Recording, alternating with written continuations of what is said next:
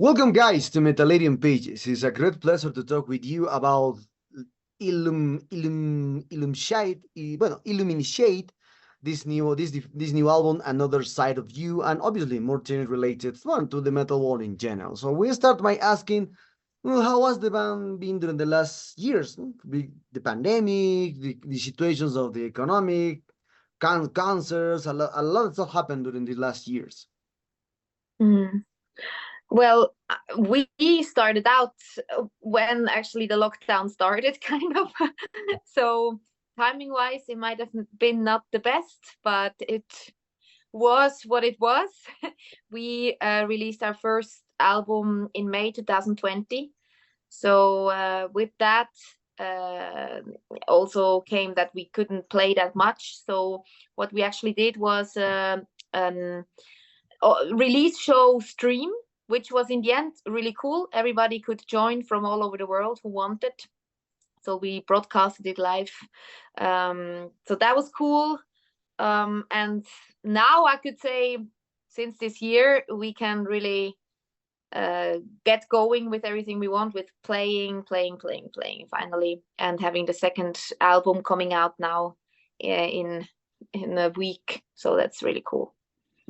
Great, great. Oh, you mentioned that your first album, in this case, Eclectic Wake of Shadows, was released in 2020. At that time, you don't have the opportunity to promote that album because you always know that the pandemic's ahead at that time. But now you have the second album. So how you figure out about the promote the first and second album, and perhaps the promotion from the second album, or perhaps sorry, about the set list, will we focus more on the second album, or perhaps both albums? I think this is something that we still figure out. We don't really have a plan yet. Depends how long the set lists are and so on now. And of course, during our release shows, we will play as many as possible. I would say we have 2 release shows coming now in March, and then when we go further, we will see. We will talk in the band, but I would say just the singles and the ones that really go really well live. Or Jonas? Yeah, I mean, it makes sense? We'll see. Yeah, this is a cool thing. We can experiment now. I mean, we'll see how it goes. We can change things up. That's the cool thing being a new band. We don't have our Enter Sandman yet, so Okay, okay. Well, talking about now, especially from the style of the band. Usually, when I read reviews of the band of symphonic metal, but with this new album, I denote a little more modern stuff, like alternative or like other kind of stuff. So in this case, so how do you define the music in this new album from Illumishade? not at all. I mean, by now we don't see ourselves as a symphonic metal band anymore. It's just a wild mix of many genres, and we'd like to bend, these boxes. We don't think inside these boxes, and we just throw it all in there. So I don't think we are able to come up with a term now, but maybe you can actually. Oh, for me, it's very different because I'm denote a lot of stuff, as you mentioned, Jonas. I denote a little Yeah. alternative, well, new stuff.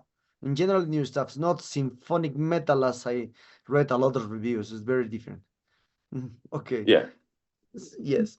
So for this aspect and related to the new album, so as you mentioned a few minutes ago, that now you are releasing singles to promote this new album. But with this new way to promote the album, as you can see now, the people are talking about just by singles, doing the playlist. It's not the people don't like or the people listen anymore albums, full albums. Now are listen just to singles, especially for the platforms, the digital platforms. So for you, what motivates you to create an album in a world that now prefer just singles? I mean, we even have a double vinyl. How how anti-chronic is this? Uh, I mean, if you have an album, you still have singles. If you only have singles, you don't have an album. And we'll see how the future goes. But it was important for us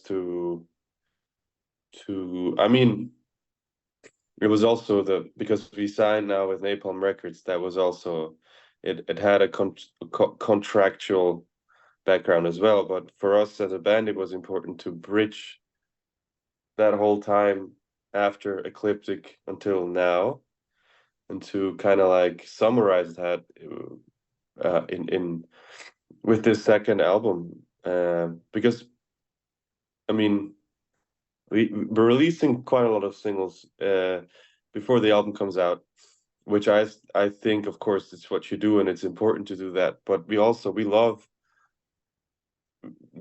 albums. I mean, a lot of us are just nerds, metal nerds, prog metal nerds, and it's just also how we grew up. And I think the metal scene is one of the few remaining ones that still appreciate albums.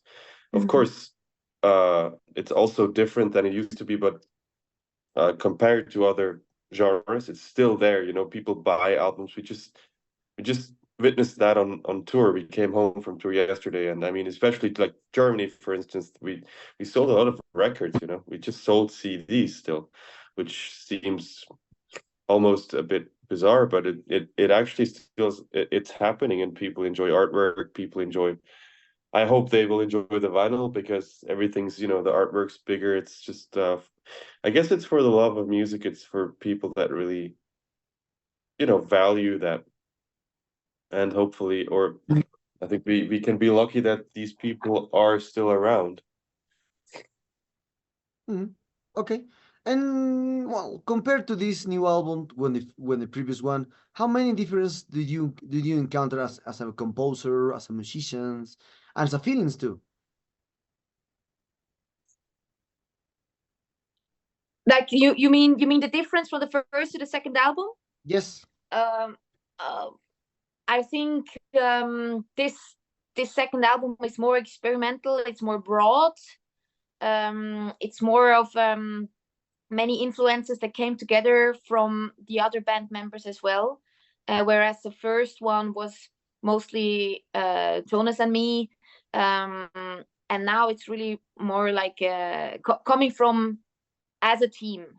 And some songs have roots from Miriam, for example. Cyclone, for example, comes from her vision, and so on. And then, of course, it goes into the band pot, and everybody works on it. We also changed the lyric team. That's also a huge difference. The first album was more like a concept album in our Illumishade world with a story. The songs went along with that, with lyric wise as well, with two people outside the band that were working with me on the lyrics. Now it's the big influence is Yannick, our bass player. He is a very talented lyricist, and yeah, took over that part for the biggest part, which is different, which is more modern, which is more straightforward, I would say, which is a very nice change. It's very fresh, I would say. So I'm happy that we got also more modern as well now for this second album. Okay. Okay, you mentioned that the first album it was a concept album, and so why? When I hear a lot of metal, because I'm a reviewer interviewing on the Metalin web scene, we usually encounter the metal people are talking about just the for concept albums, for a book album, or perhaps related with a movies, etc. A lot of stuff. So for you, what motivates you to create a concept album in a first one? Well, that was I guess, your concept, your idea, right, in the first place. Yeah, I had this world in mind, and this story, and I just wanted to like have this bow, let's say, throughout the album, and every song tells about a certain situation in that story. So that was just the initial idea, and for this album now, it's more like a compilation. We started writing songs without having a vision of a full-length album and so on. And who knows what will be the third one.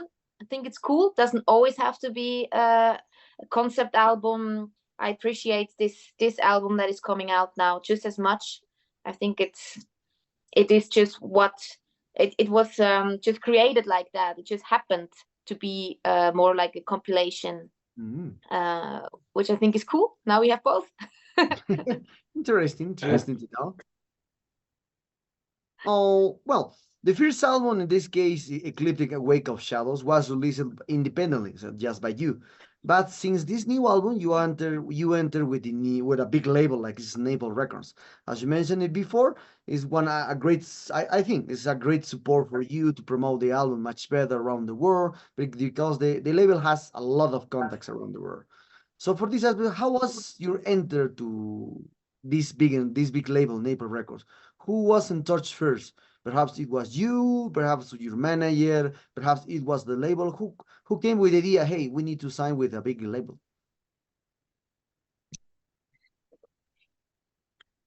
I mean, at some point we realized that it just became too much to handle for us, because when things start rolling, it's at some point you can't really do it without outside help. And if I remember correctly, they reached out, right? Yeah. Yes, they reached out, and then we started thinking about it. And yeah, exactly as Jonas said, we reached a point where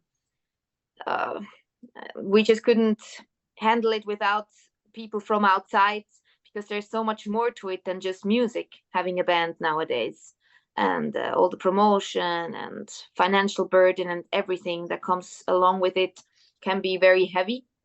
So when they reached out, we of course were starting to think, and this was just, they came at the right time, I would say. And so far it's really cool to work with a label. Wouldn't say it's much less work in that sense, but it's I don't know, it seems somehow a little bit more serious also when you're signed with such a big label, which is cool, I would say. Okay, okay. Well, when talking about now the promotion from this new album, so what kind of plans do you have for this new album? Another side of you. Perhaps you will embark more tours in June, July, or perhaps you are playing in a lot of festivals and during the summer in Europe, because in summer a lot of festivals appear in Europe. So perhaps you play, or perhaps you will come to US, or who knows, Latin America. Perhaps you are right now composing a new album. Who knows? Who knows? I love the stuff.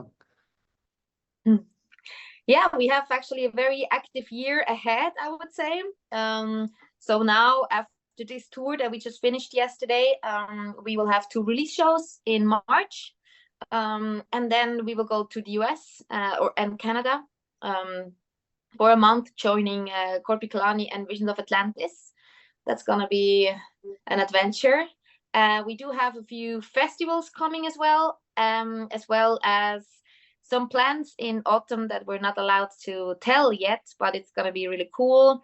We're already talking about a third album, slowly, but yeah, I think we're definitely gonna be very busy with playing this year.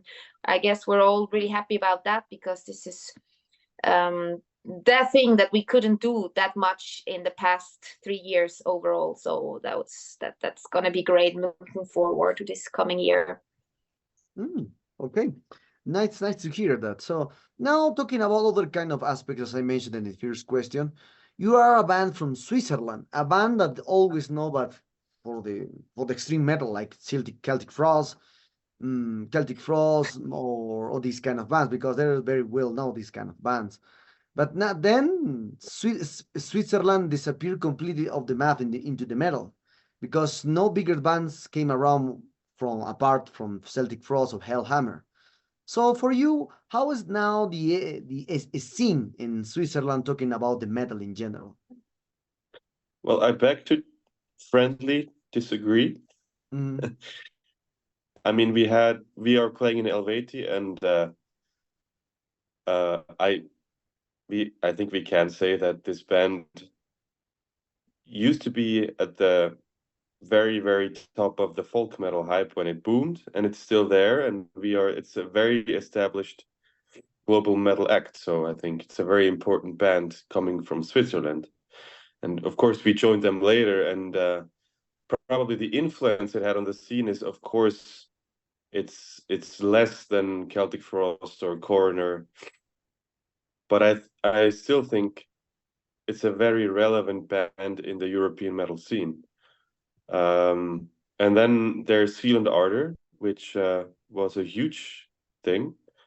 I mean, maybe you've seen Slash wearing their shirt and stuff. So they kicked off a huge hype. And I think they also did something really cool because they mixed very old blues chants with black metal and extreme metal. So I think we are a small country, but we have a lot of, maybe not a lot, of course, not a lot compared to Germany or Scandinavian countries or of course US and UK, but every once in a while a very creative band comes along and comes to the surface. So let's see, maybe we can be in that line, you know. mm. Okay, okay. Now I will talking about especially from the, well, we are very close to end this interview also, guys. And as you can see now, we are living in a world that prefers just one. They are returning on time, hearing just by the singles one, and also they're preferring to collect and sing to collect the vinyls. There's a great stuff for the old people in general. But now also the CD and this kind of stuff disappears completely, and the people get less to buy a CD or to physical stuff. Just the metal scene is continuing to buy stuff for the in physical. So for you, how will you see the scene in general, the music industry in the next coming years?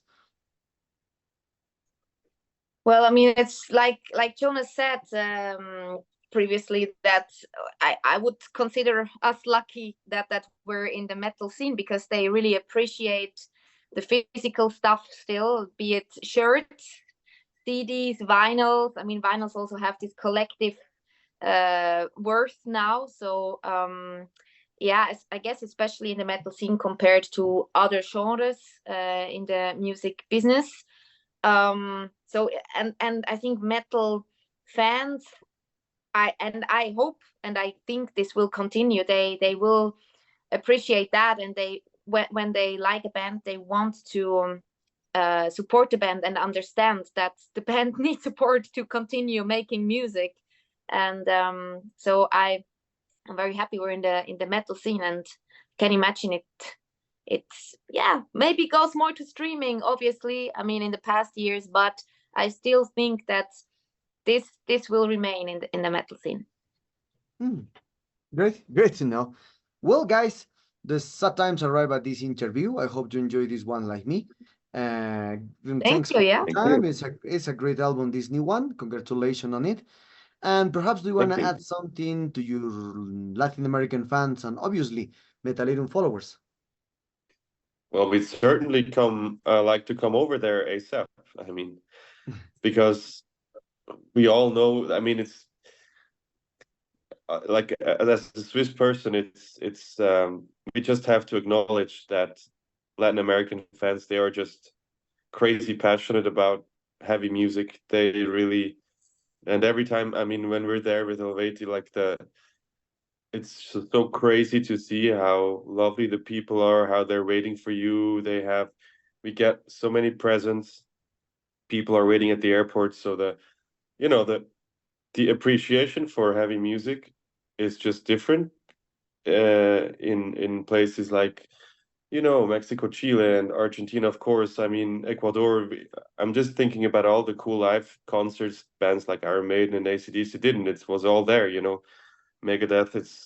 It's just a fact. It's just obvious, and we would really love to, you know, come over and see if you guys like our music as well. So. Oh yeah, couldn't say it better. Yes, absolutely, totally agree.